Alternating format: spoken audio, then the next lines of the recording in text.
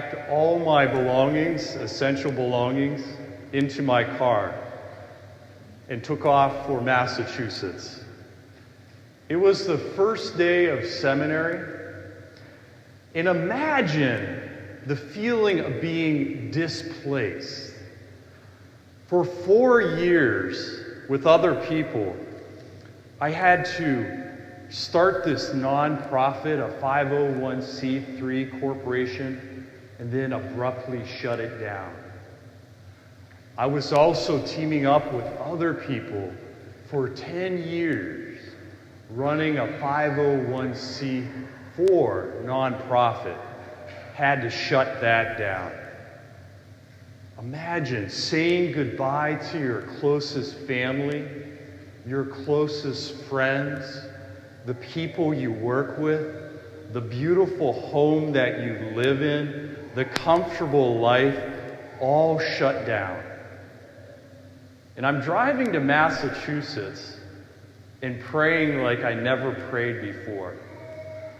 I get to the seminary, and there's 70 other guys who left their career, they left their family, they left their homes, and we're all living in these little shoe boxes of these rooms. What we experienced was just a little taste of what the ancient Israelites experienced in the Babylonian exile. Abruptly taken from their homes, abruptly uprooted and taken away from their comforts, and then 600 miles away in Babylon, they were forced to live. This lasted for 70 years. In biblical terms, a generation is 40 years. And imagine, most of us here, if we were in the Babylonian exile, guess what? We would never see home again. And then God said something amazing. In the first reading, he said, I will open your graves and have you rise from them. That is God's way of saying your impossible situation. When you feel like you are dead bones, God is saying, I have the power to raise from the dead. Saying, I have power to take your impossible situation and bring life into it. You see, when God declares, when God speaks, it happens. This is pointing to what we heard in today's gospel. Lazarus is in the tomb 4 days. And Jesus calmly says, roll back the stone. And Martha protested and said, Lord, he's been in there for 4 days. There's going to be a stench. He is decomposing. Jesus, don't you get it? Jesus said, did I not tell you, if you believe, you will see the glory of God? Who is Jesus?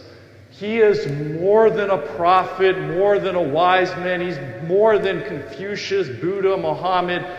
He is Emmanuel, God with us. When God speaks, it happens. So they roll back the stone. And Jesus said, Lazarus, come out. The dead, decomposing man came out of that tomb. And Jesus said, untie him. Untie him. You see, God is looking us in the eye and first of all saying, do you realize something? Do you realize, man, woman, child, I have defeated your worst enemy? What is it? It's not Al-Qaeda. It's not cancer. It is not sickness. It is death. Death. Our worst enemy. You take the smartest scientist, the richest ruler, the most powerful president, none of them can defeat death. No human being can defeat this ancient enemy on their own. What did Jesus say? I am the resurrection and the life. I have taken death upon me. I have taken death to your soul through sin and taken it upon me. And just as Jesus called Lazarus out of the tomb, he calls us out of the tomb of deadness to sin and raises up us to life. What is eternity? We see things through our little 50-year-old mind, 60-year-old mindset, our 70-year-old vantage point, our 80-year-old vista. But God sees before time began and forever into eternity. He knows that death is approaching for you and I. The grave, Grave, is coming for every one of us. And He gives us the most amazing gift of trampling death. In the Byzantine liturgy, they sing dozens and dozens of times, by death, he trampled death. By death, he trampled death. And to those in the tombs, he has given life. Jesus promises in the Gospel of John, the hour is coming when all who are in their tombs will hear the voice of the Son of God. All the tombs will be open, Jesus said, and they will hear his voice. Those who have done good will rise to the resurrection of life, and those who have done evil will rise to the resurrection of condemnation. He is going to raise our mortal bodies that decompose in the earth and give us a new resurrected, glorified body, unlimited by time and space. This glorified body will have immortality, never die. It will have agility, being able to move great distances at great ease like the angels. The angels move at the speed of thought. We will have impassibility, no sickness, no disease, no suffering, and will also have the union which our hearts desire, the fulfillment of every empty, endless ache of our heart, complete joy, ecstasy, in the explosion of life to the full in the beatific vision. You see, we chase after so many temporal and fleeting things in this life, don't we? We go after things that come and they go and they pass away. But this is the pearl of great price. This is the bedrock of our Christian faith, that we will go through Good Friday, suffering on this earth, but Easter Sunday is coming for each one of us. Jesus has delivered. I am the resurrection and the life. I have destroyed death and brought life and immortality to life through the gospel. I have trampled your worst enemy. I have defeated it. Now, how about this life that we live day to day? How about it? What does Jesus want from us day to day?